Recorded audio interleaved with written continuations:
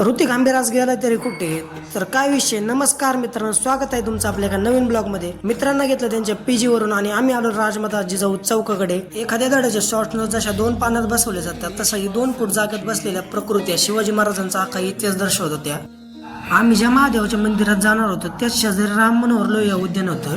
तिथे गेलो. तिथल्या लहान मुलांना पाहून माझं बालपणच जागे झालं. बागेत ठेवलेलं आईस्क्रीमचं कोण बनवतं. सगळे दिवस सारखं नसतात. कधी फ्रीज मध्ये तर कधी उन्हात पण राहावं लागतं. जाळीच्या मोठ्याने वाटलं कशासाठी ठेवलं ते मला कमेंट करून सांगा.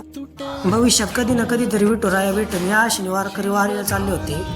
आता ह्याचं बघा काय झालं. ह्याला तर काय समजा नाही कशासाठी, तुम्ही मला कमेंट करून सांगा. मित्र म्हणला इथं आलोच तर आता बॉडी बिल्डरच बनवून जातो. मित्रांनो, सगळ्यात पहिल्यांदा आपण इथं महादेवाच्या मंदिरापाशी आलो. त्यानंतर जर कोणाला अन्नदान करायचं असेल तर या स्कॅनरवर पैसे सोडू शकता. छोट्याशा मंदिरात प्राकृतिक मूर्ती ठेवल्या होत्या. आता हे स्तंभ कशासाठी उभा केला असावा हे मला तुम्ही कमेंट करून सांगा. त्यानंतर दर्शन घेण्यासाठी मंदिरात आलो आणि दर्शन घेतलं. आणि मला इथं काय सोन्याचं काय आहे सगळं. मित्रांनो, जरी सोन्याचं वाटत असेल तर सोन्याचं नाही आहे, कलर आहे त्याचा तसला. मोर म्हणला आता व्हिडिओ काढतोय तर माझा पण काढा. मित्रांनो, आम्ही इथे गेलो दत्तगुरूंचं दर्शन घ्यायला. मी तर जाऊन आलो मंदिरात. पण मित्रांनो, तुम्ही कधी येताय मग भेट द्यायला. भेटूया पुढच्या ब्लॉगमध्ये.